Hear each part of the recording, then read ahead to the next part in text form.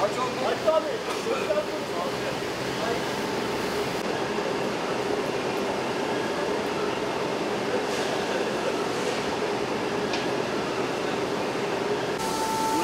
burası tehlikeli. Biz şöyle duralım. Oraya göre de arkadaşlar. Git şuna başlayalım.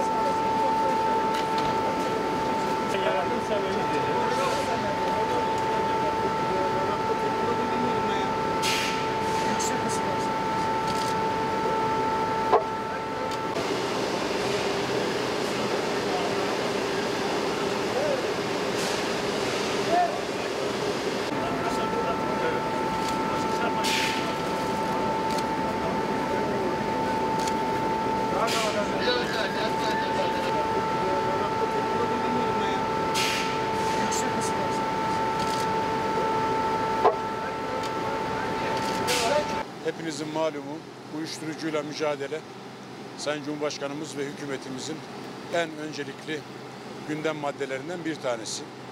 Bu çerçevede bizlere de çok kararlı bir şekilde talimatlar geliyor ve valilerimizin, güvenlik birimlerimizin, savcılarımızın büyük gayretleriyle hakikaten alanda uyuşturucu mücadele konusunda çok büyük başarılar elde ediliyor.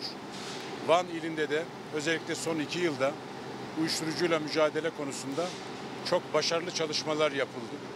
2017 yılında 6 ton, 2018 yılında da şu ana kadar 6 tonu geçen heroin yakalamaları gerçekleştirdik.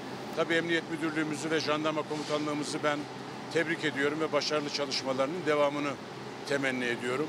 Bütün kurum ve kuruluşlarımızla birlikte uyuşturucunun satışından, ticaretinden kullanımına kadar uyuşturucu müptelası olan maalesef gençlerimizin, çocuklarımızın bu beladan kurtulmasıyla ilgili tedbirleri almasına kadar bütün alanlarda uyuşturucu mücadele konusunda gayret gösteriyoruz.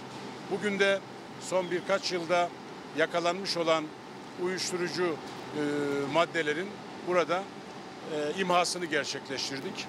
Adli emanette bulunan yaklaşık 13 ton ki bunun 10 tonu eroin, 3 tonu da esrar ve diğer uyuşturucu maddelerdir. Bu 13 tonun